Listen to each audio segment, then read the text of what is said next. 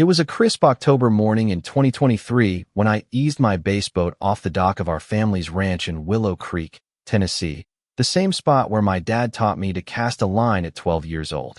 The lake stretched out before me, its glassy surface catching the first light of dawn, a familiar deep teal that always felt like home. I'd been fishing this spring-fed water my whole life, knew every bend and cove like the back of my hand.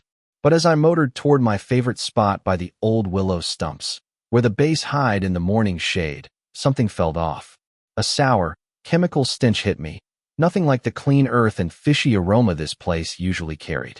I cut the engine, letting the boat drift, and that's when I saw it trash strewn across the water like a crime scene.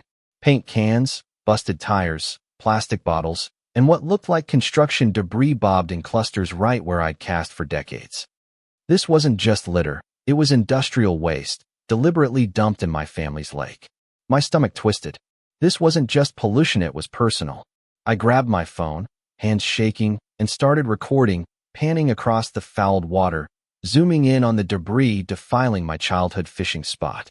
The air was thick with that rotten smell, and my mind raced, trying to make sense of it. Then I heard a low, steady hum across the lake, coming from the direction of the Pine Hill subdivision. I swung my camera toward the sound and spotted their pump station, a sleek white building with pipes snaking into the water. The hum was rhythmic, like clockwork machinery. I glanced at my watch, 6:10 a.m. Every morning, those pumps kicked on for exactly 20 minutes, siphoning thousands of gallons from my lake to water their perfect suburban lawns. The irony hit hard. They were irrigating their cookie-cutter paradise with the same water now choked with garbage. I edged the boat closer to the pump station, and that's when I noticed something that made my blood run cold. A faded Tennessee inspection tag on the main pump, sun-bleached, and clearly expired. I zoomed in, capturing it on video, sensing this detail would matter later. That's when Margaret appeared, storming across the manicured lawn like she owned the whole county. She's the HOA president, with a strut that screams she thinks she controls everything in sight, including my family's lake, which has been ours since before her subdivision was a blueprint. "What are you doing out there, Ethan?" she yelled across the water. "Did you dump that trash in our water supply?" "Our water supply?" I nearly laughed. Last I checked, the deed had my family's name, not hers. I held up my phone, still recording. "Funny how your pumps keep pulling from my lake while you're accusing me of trashing it," I called back. Without missing a beat, she whipped out her phone and started dialing, loud enough for the whole neighborhood to hear. 911. "I need to report someone dumping trash in our community water. He's out there in his boat, probably hiding more evidence." I couldn't believe it was trying to pin this on me, on my own property. But growing up on a ranch teaches you to keep records, know your rights. I had decades of fishing logs, water rights dating back to my grandfather, and a legal easement filed with Henderson County. When the deputy arrived, I showed him my footage, the floating trash, the polluted water, that expired tag on their pump. "Sir," he said to Margaret, "this man's showing evidence of illegal dumping, not causing it. This lake's on his property." Margaret's face turned crimson, but she doubled down, demanding I be cited. The deputy just shook his head.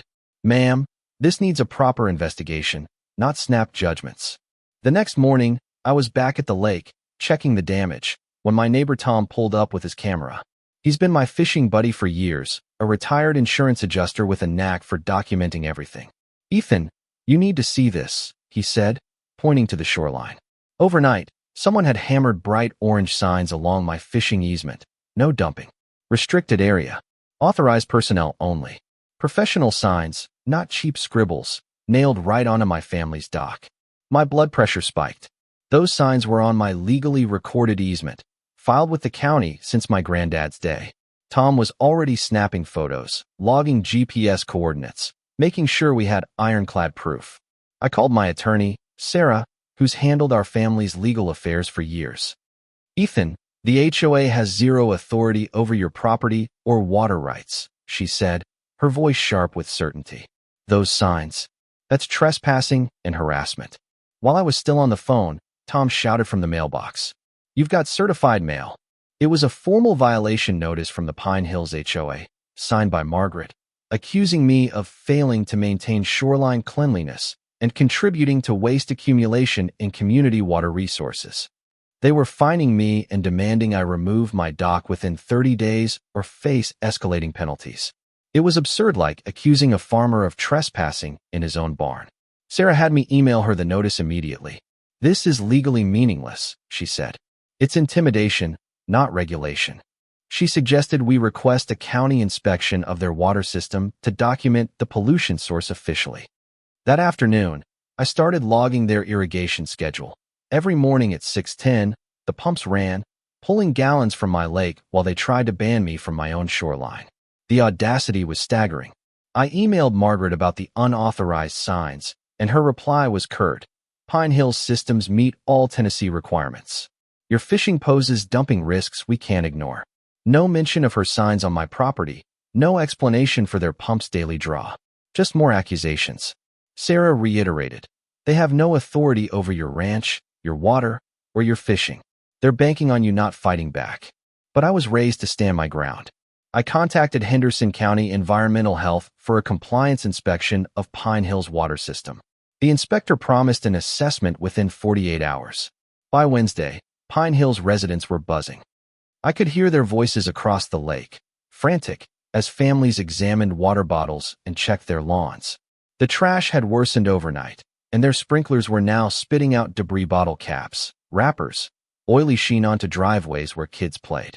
Margaret emerged from the clubhouse, trying to calm a growing crowd, pointing at my ranch like I was the culprit. But these were parents, not HOA cronies, and they weren't buying it. One mom, Lisa, called me after seeing my footage online. "Mr. Carter, our sprinklers are spraying trash, and Margaret says you caused it. Can you explain?" I agreed to meet at the pump station. When I arrived, about 20 residents were there, tense but not hostile. Margaret swooped in, pointing at me. "This man's been dumping in our water." I held up my hand. "Let me show you where your water comes from," I said, pointing to my ranch. "That pump pulls from my family's lake every morning. You're irrigating with the same water, now choked with trash." A dad started live streaming, and you could see the realization hit.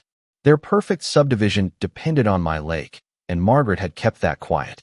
Lisa asked, "Why didn't you tell us our water comes from his ranch?" Margaret's face flushed, but she snapped, "He's deflecting responsibility for his dumping." I showed the crowd my county easement and deed, the official seal undeniable. The mood shifted. Parents holding trash from their yards weren't here for her spin. That night, a former maintenance worker, Dave, called. "I saw the news, Ethan.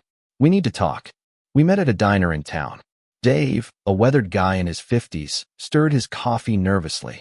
"I quit Pine Hill 6 months ago. Margaret had me move trash to your fishing spots to make them unusable. It wasn't household garbage, construction debris, paint cans, oil barrels." My jaw dropped. "She said it was to discourage fishing, claimed county authority," he continued. Then he showed me security footage he'd saved from the pump station cameras. At 3:15 a.m., Margaret was caught dragging garbage bags and leaking barrels to the water's edge, spreading debris toward my fishing spots. It was deliberate sabotage. The next morning, an insurance investigator, Karen, arrived while I was documenting more trash. She reviewed my footage and Dave's video, her face grim. "Unauthorized dumping by a board member voids coverage," she said. "This is systematic environmental crime." Pine Hills insurance was suspended, leaving the HOA and board members personally liable. At the emergency board meeting Saturday, the clubhouse was packed with furious residents clutching water quality reports. Karen presented the timeline: pollution, footage of Margaret's midnight dumping, falsified maintenance logs. The crowd gasped at the video of her heaving trash into the lake. A board member confronted her. "You claim certified contractors handled waste. You've exposed us all to liability." Margaret's defense that she was cleaning up my pollution crumbled. No emergency reports, no certifications, just lies. Then the news broke. A local reporter, Emily, called about the dumping. Tuesday, her crew filmed the lake's debris and the sprinklers spraying trash while kids stayed indoors. Emily uncovered Margaret's $50,000 grant application to the Tennessee Rural Development Authority for shoreline restoration, requiring the elimination of fishing. The dumping was a calculated move to justify funding for exclusive HOA amenities. When Emily confronted Margaret with the signed application, her panic was palpable. The broadcast aired Thursday, and by nightfall, state regulators issued a cease and desist order on the pump station.